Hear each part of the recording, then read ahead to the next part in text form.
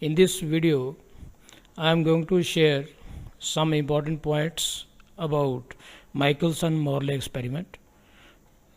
As what was the aim of this experiment, what apparatus was used, what were the observations of this experiment, and what were the results of this experiment. I will move to these points one by one.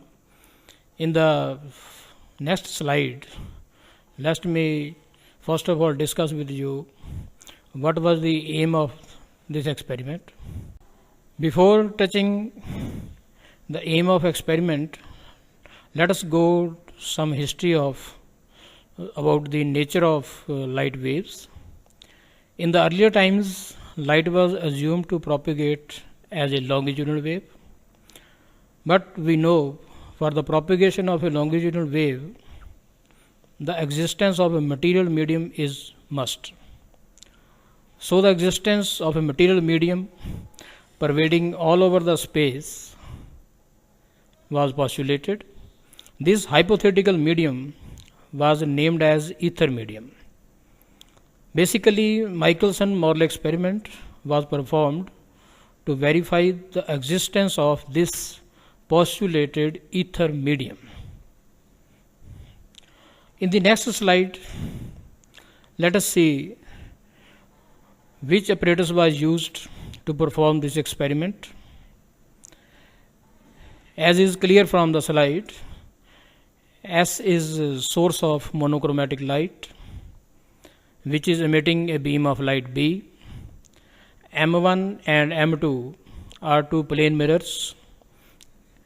P is a very thin transparent plate that acts as a splitter, and plate P dash is very much identical to plate P, and it is placed in the path of beam B1. And whole this experimental setup was placed on a stone slab which was kept floating on the surface of a pool of mercury, and the direction of beam of light from source was kept parallel to the motion of earth. So that's all about experimental setup. Let us see how to perform this experiment. The source of monochromatic light emits beam B, and it is made incident on the plate P, which is held in such a way that it is equally inclined to the horizontal direction as well as to vertical direction. When beam B strikes this plate P, which is partially reflecting, a part of this beam gets reflected as beam B2, and a part of it gets transmitted through the plate in the form of beam B1. Beam B2 is incident on mirror M2 in perpendicular direction, and it retraces its path after reflection to the point O. Similarly, beam B1 also gets reflected from mirror M1 and comes back to point O. Both these beams B1 and B2 superimpose at point O, where interference pattern can be observed. This interference pattern, consisting of bright and dark fringes, can be observed with the help of this telescope T, which has very high resolving power. This is how this experimental setup works during the experiment. In the next slide, let us discuss the theory behind this experiment. First of all, let us assume the ether medium is pervading the whole space, whether it is empty or it is filled. For that, from that point of view, if we consider motion of earth towards right, then relatively the motion of ether medium can be assumed in the opposite direction with the speed minus v if plus v is taken as speed of earth. Based on this, we can say the relative speed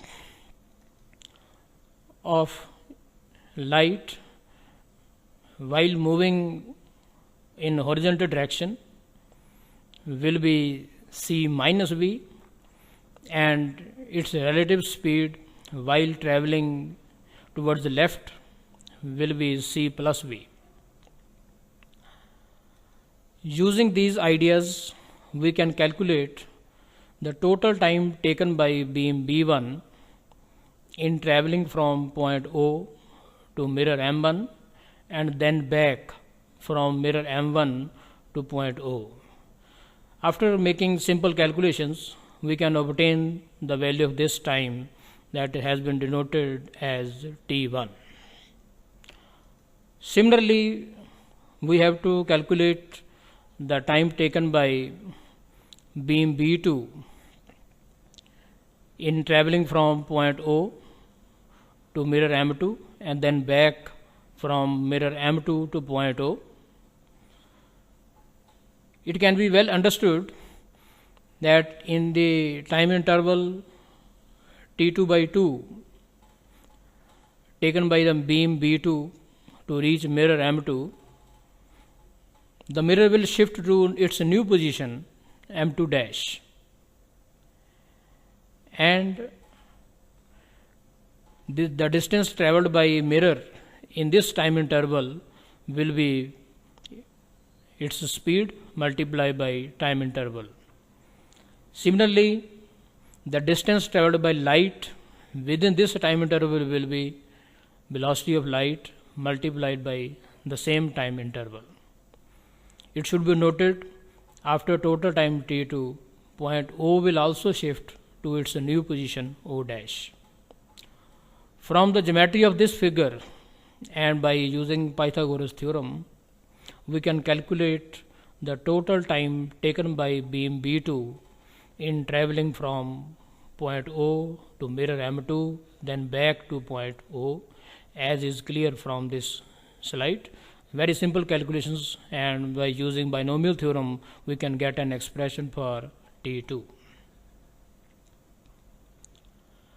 Using these values of T1 and T2, we can find the time difference between two interfering beams B1 and B2, that is delta T. From that, let us calculate path difference. Path difference will be velocity of light multiplied by time difference. So this gives the value of path difference between two interfering beams of light B1 and B2.